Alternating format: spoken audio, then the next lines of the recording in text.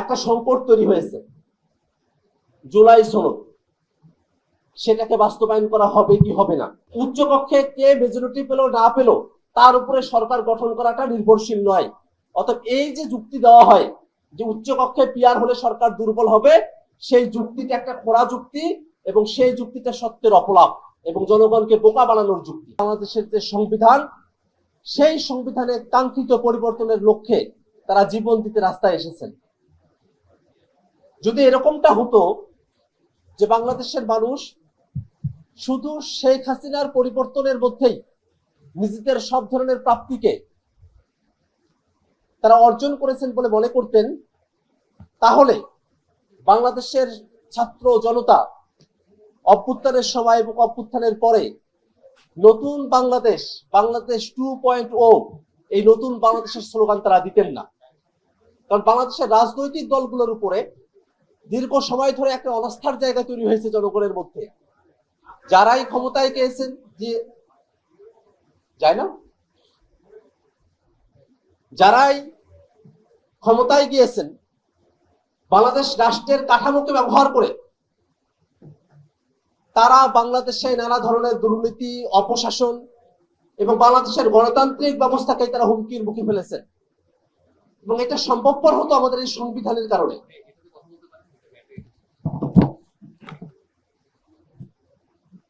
আপনারা খেয়াল করে দেখবেন, ৭২-এ যখন এই সংবিধানটা করা হয়, ঠিক সেই সময়টাতে এই সংবিধানের প্যাটার্নটা এমন ভাবে সাজানো হয়েছিল যাতে করে শেখ মুজিবুর রহমান তিনি স্বাচ্ছন্দ্যে তার ক্ষমতা প্রয়োগ করতে পারেন। ব্রিটিশরা আমাদের এই উপমহাদেশে যে ক্রিমিনাল বিচার ব্যবস্থা, ফৌজদারি বিচার ব্যবস্থা প্রবর্তন করেছিল, তার যেমন লক্ষ্য ছিল এই উপমহাদেশের মানুষদেরকে নানাবিধভাবে আইনি ফাঁকফোকরের মধ্যে আবদ্ধ রেখে ব্রিটিশ শাসনকে জারি রাখা, ঠিক তেমনি ভাবে ৭২-এর সংবিধানের ভেতরগত লক্ষ্য ছিল শেখ মুজিবুর রহমান কতটা স্বাচ্ছন্দ্যে তার ক্ষমতা প্রয়োগ করতে পারেন, ক্ষমতার কন্টিনিউটি ধরে রাখতে পারেন, ক্ষমতাকে চিরস্থায়ী করতে পারেন, সেই বন্দোবস্ত প্রতিষ্ঠা করা। ঠিক সেই সংকট বাংলাদেশের এখনো পর্যন্ত কাটে নাই। এই কারণে আপনারা খেয়াল করে দেখবেন, ঐক্যমত্য কমিশনে আমরা যতগুলো বিষয় নিয়ে আলোচনা করেছি, জুলাই সনদের কপিতে দেখবেন ৮৪টা পয়েন্ট, তার ৪৩টি পয়েন্টই সরাসরি সংবিধানের সাথে সম্পর্কিত। বাংলাদেশে নতুন সংবিধান দরকার কি দরকার না, এই নিয়ে রাজনৈতিক দলগুলোর মধ্যে বিভেদ থাকলেও একটা জায়গায় ঐক্যমত্য আছে যে বিদ্যমান যে সংবিধান, সেই সংবিধানে বাংলাদেশকে চালানো সম্ভবপর নয়, জনগণের পক্ষে বাংলাদেশকে নিয়ে যাওয়া সম্ভব নয়, বাংলাদেশের গণতান্ত্রিক প্রতিষ্ঠানগুলোকে শক্তিশালী করা সম্ভব নয়, বাংলাদেশের গণতান্ত্রিক শাসন ব্যবস্থা প্রতিষ্ঠা করা সম্ভব নয়। যদি তাই হতো যে এই সংবিধানে চলে, তাহলে কি রাজনৈতিক দলগুলো সংবিধানের এতগুলো জায়গায় পরিবর্তনের ব্যাপারে একমত হতেন? সেটা কিন্তু হতেন না। ঠিক এই কারণে আমরা আমাদের সংবিধানের মধ্যে ৭০ অনুচ্ছেদ দেখি। ৭০ অনুচ্ছেদ এমন একটা বিষয়, সেখানে দলনেতা, প্রধানমন্ত্রী, তিনি যে সিদ্ধান্ত গ্রহণ করবেন, তিনি যে দিকে ভোট দিবেন, তার দলের সকল সাংসদকে ওই দিকেই ভোট দিতে হবে, নতুবা তার সংসদ সদস্য যে পদ, সেই পদটা বাতিল হয়ে যাবে। অর্থাৎ কোন একটা আসনের মানুষেরা তারা সকলে মিলে যাকে ভোট দিয়ে সংসদ সদস্য নির্বাচিত করলেন, সেই সংসদ সদস্য তার এলাকার মানুষের পক্ষে কথা বলার ক্ষেত্রে তার আগে প্রথম শর্ত ছিল যে তার যে প্রধানমন্ত্রী, তিনি আসলে কোন দিকে মতামত দেন। প্রধানমন্ত্রী যদি জনগণের পক্ষে মতামত দেন, তখনই কেবল ওই সাংসদ জনগণের পক্ষে কথা বলার অধিকার পেতেন।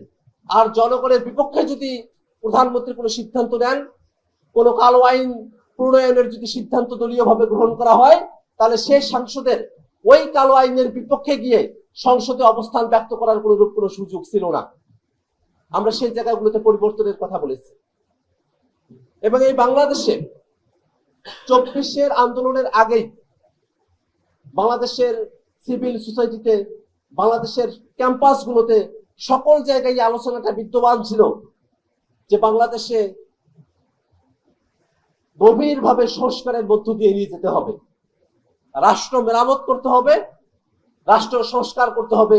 সে আলাপ 24-এর আন্দোলনের আগে থেকেই জারি ছিল। কিন্তু যখন 24-এর অভ্যুত্থানের মধ্য দিয়ে শেখ হাসিনা পালিয়ে গেল, তারপরে অনেকে ভাবলেন যে তাদের জন্য ক্ষমতার পথ উন্মুক্ত হয়েছে, তারা এখন আর সংস্কার চান না। ঐক্যমত্য কমিশনের আলোচনার সময়টাতে এমন অনেকগুলো বিষয় রয়েছে যেগুলো খুবই মৌলিক, সেই বিষয়গুলোতে তারা একমত হতে পারেন নাই। বাংলাদেশে একটা উচ্চকক্ষের প্রস্তাবনা দীর্ঘদিন ধরেই রয়েছে। আমরা উচ্চকক্ষ চেয়েছি এ কারণে, যাতে করে একটা বহুদলীয় গণতান্ত্রিক ব্যবস্থাকে আমরা শক্তিশালী ভাবে দেশকে উপহার দিতে পারি।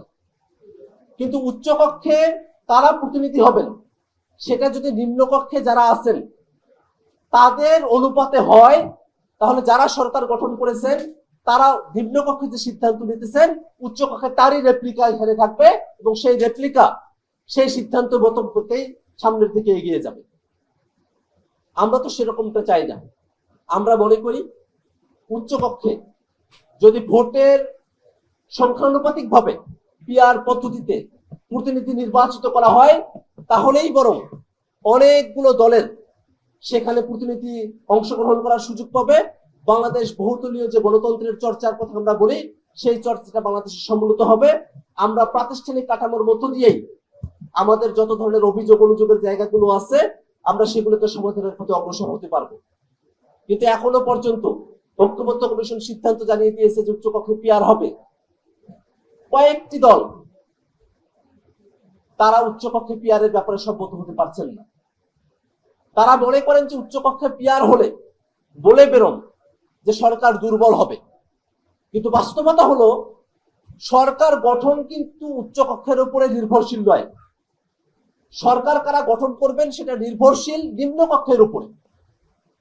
যদি এরকমটা হয় যে নিম্নকক্ষে কোনো একটি দল তারা সিম্পল মেজরিটি পেয়ে গেছে, তারাই সরকার গঠন করবে, উচ্চকক্ষে কে মেজরিটি পেল না পেল তার উপরে সরকার গঠন করাটা নির্ভরশীল নয়। অতএব এই যে যুক্তি দেওয়া হয় যে উচ্চকক্ষে পিআর হলে সরকার দুর্বল হবে, সেই যুক্তিটা একটা খোঁড়া যুক্তি এবং সেই যুক্তিটা সত্যের অপলাপ এবং জনগণকে বোকা বানানোর যুক্তি। তা আমরা সেই জায়গাগুলো চাই না। তো আজকে আমরা গণতন্ত্র দিবসে একত্রিত হয়েছি। আমরা সকলে জানি যে বাংলাদেশের গণতন্ত্রকে শেখ হাসিনার ফ্যাসিবাদী শাসন গলা টিপে হত্যা করেছে। 14, 18 এবং 24-এ বারবার বাংলাদেশের গণতন্ত্রকে কফিনে করে কবরে পাঠানো হয়েছে। আমরা সেই অবস্থার পরিবর্তন চাই। বাংলাদেশের মানুষেরা তারা ভোটাধিকার প্রয়োগ করতে চান, সেটা যেন আমাদের সংবিধানে উল্লেখ থাকে, সেরকম একটা সংবিধান আমরা চাই। আমরা যদি খুব সংক্ষেপে বলি যে কেমন সংবিধান চাই, এমন সংবিধান যে সংবিধান বাংলাদেশের গণতন্ত্রকে সুরক্ষা দিতে পারে, এমন সংবিধান যেটা বাংলাদেশের মানুষের অভিপ্রায়কে ধারণ করতে পারে, এমন সংবিধান যেটা বাংলাদেশের মানুষের ভোটাধিকারকে সুরক্ষিত করতে পারে, এমন সংবিধান যেটা বাংলাদেশের বিচার বিভাগকে স্বাধীন রাখতে পারে, এমন সংবিধান যারা রাষ্ট্র ক্ষমতায় আসবেন তাদেরকে জবাবদিহিতার আওতায় নিয়ে আসতে পারে, এমন সংবিধান যে সংবিধান ক্ষমতাকে কেন্দ্রীভূত না করে ক্ষমতার বিকেন্দ্রীকরণকে জারি রাখতে পারে, এমন সংবিধান যেটা বাংলাদেশের রাষ্ট্র ক্ষমতায় ভারসাম্য নিশ্চিত করতে পারে, এমন সংবিধান যেটা বাংলাদেশের সকল শ্রেণীর মানুষকে ধারণ করতে পারে, এমন সংবিধান যে সংবিধান বাংলাদেশের সকল ধর্মের মানুষ, সকল সম্প্রদায়ের মানুষ, সকল জনগোষ্ঠীর মানুষের অধিকারকে ধারণ করতে পারে, এমন একটা সংবিধানই আমরা প্রত্যাশা করি। এবং এই সংবিধান আমরা যদি নতুন করে লিখতে না পারি, তাহলে পূর্বের সংবিধানে এত সব চাওয়াকে আমরা গ্যারান্টি করতে পারবো না। যে কোনো সময় কোর্টে এটাকে চ্যালেঞ্জ করা হবে, কোর্ট সেগুলোকে বাতিল করার অথরিটি রাখেন, যেহেতু এই সংবিধানের বেসিক স্ট্রাকচার 72-এর বেসিক স্ট্রাকচার হিসেবে প্রতিষ্ঠিত হয়ে আছে। আমরা এমন সংবিধান চাই যে সংবিধান তার নতুন বেসিক স্ট্রাকচার নিয়ে জাতির কাছে হাজির হবে। বাংলাদেশে যে একটি নতুন রাজনৈতিক জনগোষ্ঠীর আবির্ভাব হয়েছে, তাদের ধ্যান ধারণা, চিন্তা, আশা, আকাঙ্ক্ষাকে প্রতিফলন করতে পারে এমন একটা সংবিধানই আমরা প্রত্যাশা করি। ভাইয়েরা আমার, একটা সংকট তৈরি হয়েছে, জুলাই সনদ, সেটাকে বাস্তবায়ন করা হবে কি হবে না। শুধু যদি অঙ্গীকারের মধ্য দিয়েই কোন একটা জিনিসকে টেকসই করা যেত, তাহলে অঙ্গীকারের ব্যাপারে আমাদের আপত্তি থাকতো না। কোন একটা ডকুমেন্টের, কোন একটা কাজের যদি আইনি ভিত্তি না থাকে, তাহলে আইনগত ভাবে সেটাকে কার্যকর করা যায় না। সেটাকে যদি ভায়োলেট করা হয়, তার বিপরীতে আইনগত কোনো প্রতিকারও দাবি করা যায় না। আপনি অঙ্গীকার করেছেন, মুখে মুখে অঙ্গীকার করেছেন, সেটার যদি লিখিত ডকুমেন্ট না থাকে, আইনি ভিত্তি যদি সেটা না থাকে, তাহলে যে কোনো সময় মুখে মুখে করা ওয়াদা, লেখায় করা ওয়াদাও বরখেলাপ হয়ে যাওয়ার সম্ভাবনা থেকে যায়। ঠিক এই কারণেই আমরা আইনি ভিত্তির কথা বলেছি। আমরা বাংলাদেশের সকল রাজনৈতিক দলকে উদাত্ত করতে আহ্বান জানাবো। গণতন্ত্রের জন্য সংগ্রাম আমাদের দীর্ঘদিনের সংগ্রাম। অতএব একটি গণতান্ত্রিক সংবিধানের জন্য জুলাই সনদে বর্ণিত বিষয়গুলোকে একটা আইনি ভিত্তি দিয়ে, তার ভিত্তিতে সামনে নির্বাচনে অংশগ্রহণ এবং বাংলাদেশকে সামনের দিনে জনগণের বাংলাদেশ হিসেবে গঠন করার ক্ষেত্রে সকল রাজনৈতিক দলকে একমত হওয়ার আমরা আহ্বান জানাচ্ছি।